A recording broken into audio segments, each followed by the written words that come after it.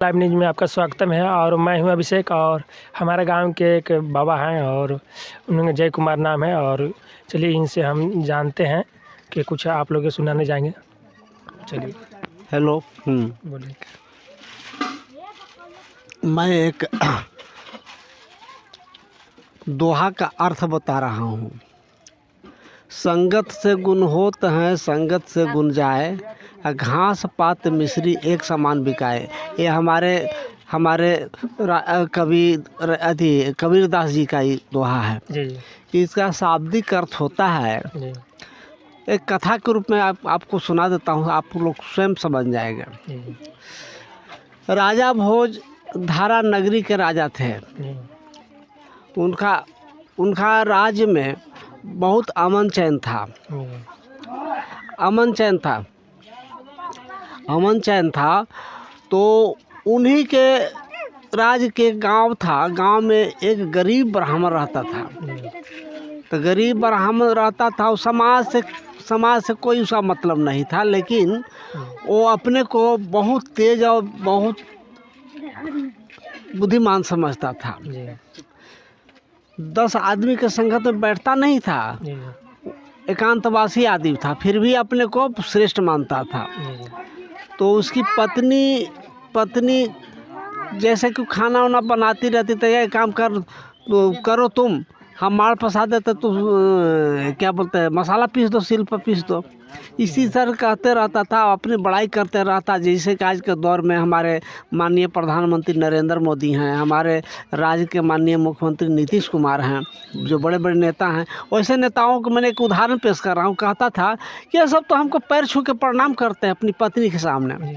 तो पत्नी सोचती थी बेचारी कि इतना बड़ा बुद्धिमान कि जब हमारे देश के प्रधानमंत्री पैर छूते तो बहुत बड़ा काबिल पति है मेरे मेरा पति बहुत बुद्धिमान है।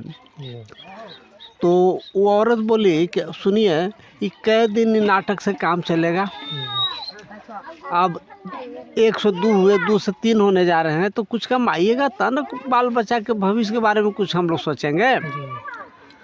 जब इतने काबिल हैं तो राजा भोज के दरबार में जाइए, वहाँ दोहा दशक कहने वालों की इनाम सर राजा देते हैं। तो एक बात और है कि उनके राजा भोज के दरबार में 1000 विद्वान रहते, जिसमें 9 रत्न कहा जाता था, 9 महाविद्वान को। उसमें सबसे श्रेष्ठ थे कालिदास।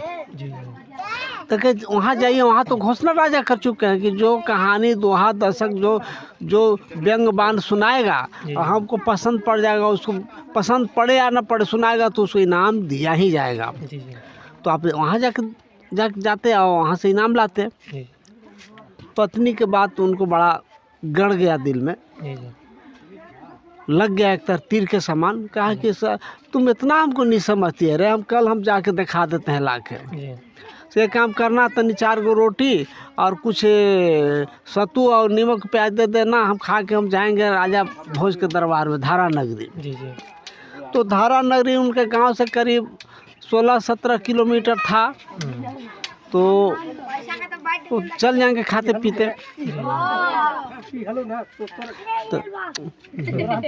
तो वो सुबह में उनकी पत्नी बना दी, वो लेके चले। तो जाते जाते सोच रहे हैं कि हम पढ़ा लिखा नहीं है, पत्नी भी हम हाँक दी है और वहाँ बड़े बड़े विद्वान, वहाँ हम जाके क्या करेंगे। से साला अगर कुछ सज़ा मिलता है, पत्नी के मालूम हो जाएगी तो अंतिम में हमको जान ही देना पड़ेगा, इसको मुंह थोड़ी दिखाएंगे हम। तो वही सोचते हुए चले जा रहे थे तो एक औरत गरीबी के कारण पका हुआ पीपल के फल अपने आंचल में चुन रही थी। करीब 1 सेर, पहले के हिसाब से 1 सेर, आज के हिसाब से 1 किलो के अंदाज चुनी हुई थी। तो पंडित जी के मुंह से, अब पंडित जी एकदम अपढ़ थे, निरक्षर थे, पढ़े लिखे नहीं थे। तो उनके मुंह से क्या निकलता है, पीपर नार लावती। ध्यान देने की बात है, पीपर नार लावती। कहे कि साला एक दोहा के हमको 1 लाइन याद हो गया। तो इसी करते करते कुछ दूर और गए तो सोचे कि कुछ रोटी वोटी खा लेते हैं तो आगे बढ़ेंगे। तो एक कुआं मिला, देखे 2 बाल्टी है, वहीं पर अपना खाना खाए और खाने के बाद में चले जा रहे थे तो देख रहे कि रास्ते के किनारे में एक जामुन का बहुत बड़ा पेड़ फल से लदा हुआ था। जी जी। 2-4 लड़के थे, बच्चे तो पंडित जी सोचे कि अब तो मरना ही है तो काहे न जामुन का खा लेते हैं। जी जी। तो कुछ पत्थर लेके ढेला लेके मारना शुरू कर दिए, गिरे लेकिन पट पट उठा ले, पंडित जी को एक भी नहीं मिला। तो उनको से मुंह से क्या निकलता है कि जामुन ध्यान नहीं आवती। एक दोहा याद करते हुए कहते हैं कि पीपर नार लावती जामुन ध्यान, यही कहते हुए चलते चलते राजा भोज के दरबार के नज़दीक पहुंच गए। तो वहाँ बड़े विद्वानों का आने के लिए बनाया हुआ था कि मेरे कोई द्वारपाल नहीं रोकता था। पगड़ी बांधे हुए थे, टीका लिए हुए थे, तो सोचा कि विद्वान है, जाइए हुजूर अंदर आपका स्वागत है। तो ये तो बेचारे अपढ़ थे, निफड़ थे, निरक्षर थे, तो ये सबसे पीछे बैठ जाते हैं। दरबार चल रहा था, सब चल रहा था। तो ये क्या कि उस समय उस दरबार में एक ही व्यक्ति नहीं थे, वो थे महाविद्वान कालिदास, कहीं गए हुए थे, वही अनुपस्थित थे। तो राजा भोज बोला कि चलिए स्टार्ट करो। तो ऐसे कहते कहते सब कोई दोहा दशक जो खिस्सा कहानी कहते कहते अंतिम में उनका नंबर आ गया। तो अपना परिचय दिया कि फलना जी घर है, मेरा फलना पंडित नाम है, ये है वो है। कहा कि हुजूर हम एक ही नाम जानते, एक ही दोहा जानते हैं, इसके अलावा हमको कुछ नहीं आता है। तो राजा बोले बोलो। तो बोला कि पीपर नार लावती और जामुन ध्यान न आवती। बैठ गए और राजा अब सब विद्वान से पूछे कि भाई अगर ये बात सही है तो तुम इसका अर्थ तुम लोग बताओ। तो किसी को अर्थ समझ नहीं आ रहा था। अर्थ समझ नहीं आ रहा था तो उसी में से 2-4 पंडित लोग क्या कहते हैं, ये मूर्ख आ गया हम लोग के समाज में और सबके साथ अपने साथ हम लोग को भी बेवकूफ़ बना रहे। तो उठ के बोला कि हुजूर इस दोहा का कोई अर्थ नहीं है, व्यर्थ है, मेरा दरबार को समय बिगाड़ रहा है, इसलिए कृपया। तो क्या इसको इनाम दिया जाए? राजा क्या इनाम दिया जाए?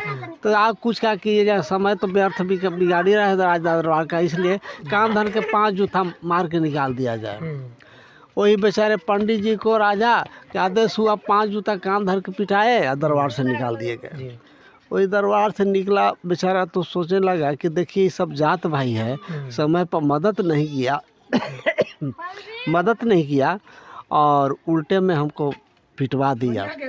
तब जी के क्या करेंगे? पत्नी को मालूम हो जाएगी कि पिटाया है तो हरदम हमको कोसते रहेगी, तो जीने से उस जीवन से मरना ही अच्छा है। तो बेचारा चलते चलते एक बर का पेड़ था रास्ते में, वही बेल क्या बोलते बर के पेड़ पर चढ़ गए और 5 गज का उनका मुरेठा तो खोल के अब टहनी बांध के और अपने में गला में बांध के लटकने वाले थे। उसी समय कालिदास जी आ गए, महाकवि। तो आ गए तो देखे करे तो जान देने जा रहा है, पूछे कि क्या हुआ, क्या बात है बाबू? तो बाबा हमको छोड़ दीजिए, हम आप अपना जान दे देंगे। तो उनको उतारा गया, किसी तरह से बाला फुसला कर बात बोले कि बाबू उतरो, कार फिर है तुम अपना जान दे देना, बाकी कम से कम मेरी बात तो सुनो, उतरो। प्रभाव इनका पड़ा, इनकी बात का प्रभाव पड़ा, वो आदमी उतरा, पंडित उतर गए, सारी बात बताए। तो बोले कि इसीलिए तुम जान दे रहे हो, चलो हमारे साथ राजा के दरबार में, तुमको इतना इनाम दिलाएंगे कि आज तक किसी पंडित को नहीं मिला है। वही लेके आए, दरबार में गए तो राजा भोज उनको चरण वंदना किए, आसन बैठने के दिए। तो कालिदास जी बोलते कि राजा भोज तुम इतना बड़ा ज्ञानी राजा हो और इतना 1000 तुम्हारे दरबार में विद्वान रहता है, इस साले लोग के एक दोहा का अर्थ नहीं आया और तुम बेवजह ही गरीब ब्राह्मण को 5 जूता कान धर के निकलवा के पिटवा दिया। इस साले सब श्रीलंका या रावण के लंका में तो मंदोदरी का अपनी सहेलियों से कहती कि हे सखी, आज मेरे पिया, मेरे पति आज एक पत्नी को, एक नारी को अपहरण करके लंका ला रहे हैं। पी मने पिया, पर मने पराया, और नार मने नारी, लाती मने नार। एक पराई स्त्री को अपहरण करके लंका, यही तो बोला ही। दूसरा यही ना बोला कि जामुन ध्यान आवती, जामुन ध्यान न आवती, यही ना दूसरा लाइन है दोहा का। वैसी स्त्री जो स्वयं जगत जननी है, वैसी स्त्री को अपहरण करके लंका रहा, यही तो बोला है। राजा भी खुश, दरबारी भी खुश। इतना उसको 11 गाड़ी पान धन सोना लाद के राजा 52 गज के क्या बोलते पगड़ी पहना के उसको घर भेजे। इससे ही शिक्षा मिलती है कि अगर महाकति कालिदास जी का अगर संगत नहीं मिलता तो गरीब मर जाता। तो इसी दोहा का ही सार्थक है कि संगत से गुण होते, संगत से गुण जाए, घास पात मिश्री एक समान बिकाए।